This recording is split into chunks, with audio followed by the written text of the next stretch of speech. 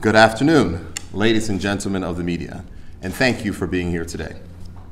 On Friday, the 16th of February, I will deliver the 2018-19 budget statement in the House of Assembly. This Progressive Labor Party budget will focus on the people who, for the last 5 years, have not been a priority.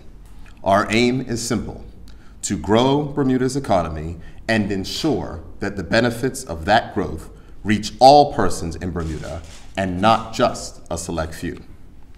We have to make the investments now to ensure that we can train our Bermudians, the young and not so young, in the skills that they will need for tomorrow's economy. We will encourage entrepreneurs by providing them with support needed to start or to grow their businesses and to create economic empowerment.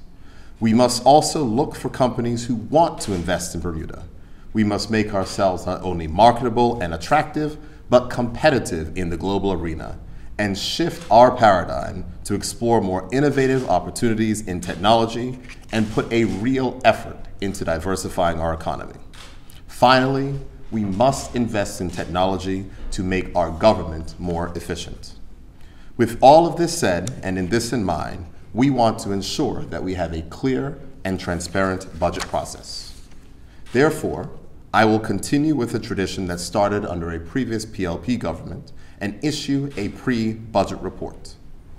This report will provide everyone in Bermuda with an opportunity to understand the focus and the thinking behind the government's next budget. This government wants to hear from the people of Bermuda. We want to hear your thoughts and your concerns. We want to know what you like about the pre-budget report and what you want to see change and what you believe we need more of. The junior minister, Wayne Furbert, and I will be holding 3 meetings in the next few weeks. Tomorrow, we'll be meeting of members in the international business community. On January 29th, we will host a lunchtime meeting starting at 12 noon at the Bermuda Industrial Union for BIU and BPSU members. It is important to hear from the public officers who carry out the day-to-day work of the government, and this meeting will provide union members with an opportunity to ask questions and to make suggestions. On the 30th of January, we will host a public meeting at the St. Paul Centennial Hall at 6 p.m. Everyone is invited to attend this meeting, and we will give a presentation on the pre-budget report and open the floor to suggestions, comments, and recommendations. Once the consultation period has ended, at the end of the month, we will evaluate all responses that we receive as we finalize the new government's first budget. If for any reason people cannot attend the public meeting, we have posted the pre-budget report on www.gov.bm, and you can reply with your comments by email to openbudget@gov.bm. The goal of the 2018 budget will be simple. It is to ensure that all Bermudians benefit from our economy's success as we work together to grow Bermuda's economy. So with that being said, we want to hear from you. Take a few minutes, read the pre-budget report, come to the public meetings, send us an email, and share your thoughts. Before I close, I'd like to thank the Junior Minister of Finance for his work on this report and the fine public officers in the Ministry of Finance who have assisted in the preparation of the document, which you can currently now find on the government website. With all those items being said, I am happy to take any questions that you may have. Premier, we still have a high number of young people out of work. How is you can assist in that area, mainly? What I can say is that when we speak in the pre-budget report, we talk about our priorities. You heard me say in the speech which I just gave that we're going to focus on the people who have been ignored for the last 5 years. When we speak about the cuts that have been made to education, the cuts that have been made to scholarships, the cuts that have been made to training budgets, it leaves us in a place where we cannot provide the resources necessary to train our young and not so young to make sure they are equipped to fill the jobs of today and the jobs of tomorrow. That will be a focus of this budget. That was what we campaigned on, and that is what will ensure that we deliver. Financial assistance is a top priority. Are there going to be any cuts or increase in that area? I think that you will understand that the minister who has responsibility for financial assistance has engaged in a financial assistance reform process, and we're going to make sure we go down that avenue. But what's most important is that we have to provide an avenue for people to get off of financial assistance.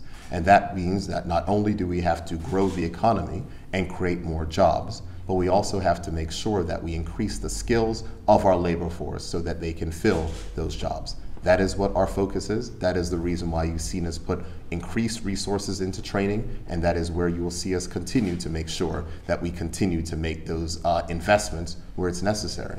The best long-term investment of which you can make for long-term economic growth is in education and training. Mr. Kramer, good afternoon. Hey, Jasmine.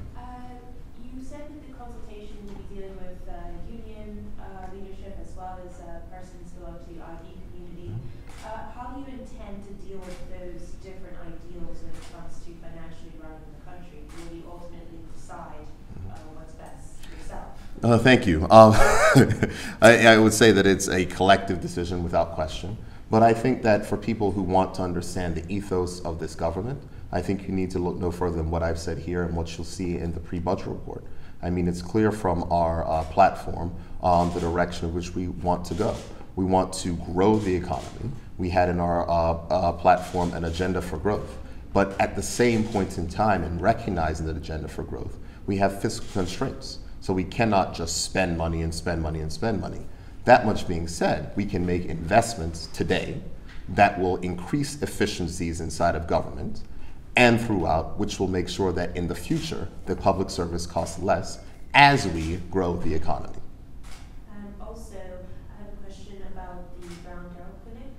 Why is government willing to bail that clinic out for $1.8 million and the PHP $800,000? I think you've got the figures reversed. Yes, no problem.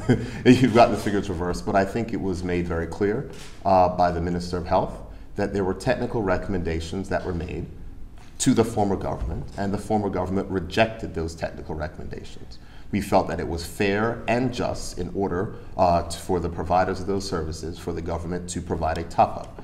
Then the choices that we had were we could have paid the money out of the consolidated fund, or we could have increased everyone's health insurance premiums in the middle of the year. Unfortunately, when you're in government, you are often faced with two poor choices.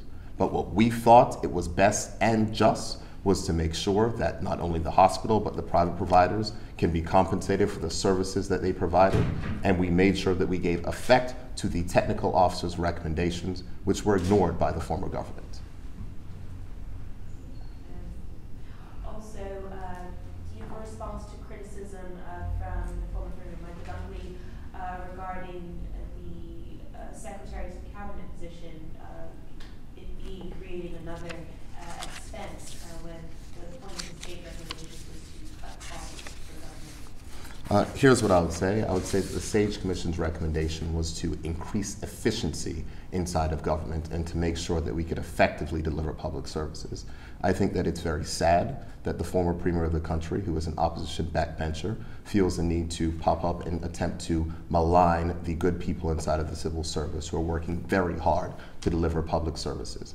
It's also sad that you have members of the media that want to go forward and, I guess, try to use public officers to scapegoat decisions of cabinet. The one thing that I will say, and I want everyone to know, that decisions which are made in government are made by the cabinet, and the cabinet are the ones who are responsible for those decisions. It is the public officer's responsibility to execute the decisions of cabinet.